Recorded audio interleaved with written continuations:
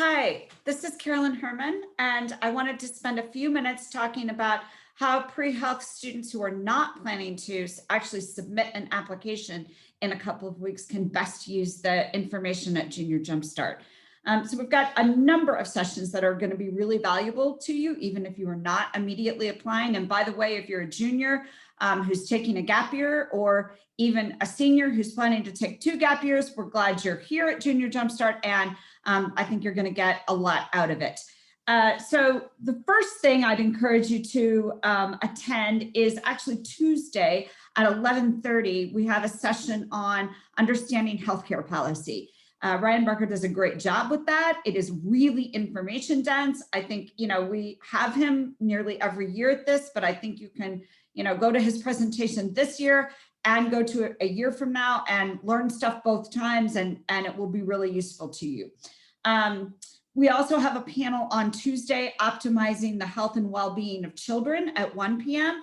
That doesn't, that even if the people on that panel are not your, aren't the profession or the role on the healthcare team that you anticipate you're going to fill, I think hearing from your colleagues' perspectives, or your future colleagues' perspectives from other positions on the healthcare team, is always super valuable. I expect that to be a really interesting and worthwhile panel.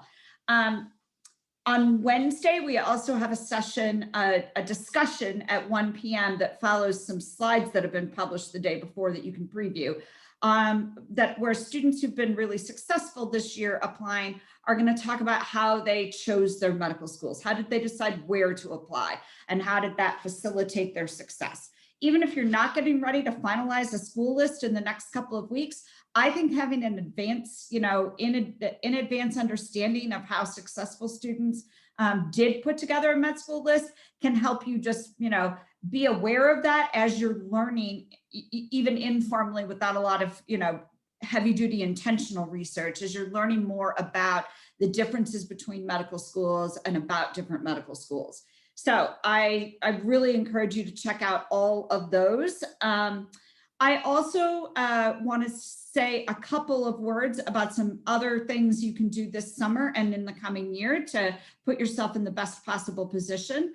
So I'm going to share my screen here and jump over to the Prehealth website. Here, I'll start at the main page. So prehealth.worcester.edu. And if you haven't spent any time on this website, this Planning Your Path has a lot of, good information about what you really need to be a strong candidate, about timelines, all kinds of, GRE prep for MD, PhD, but MCAT and DAT prep as well. So check that out. Even more importantly, I'd like everyone to understand sort of what the PIR is, what this tab here, application support and letter service.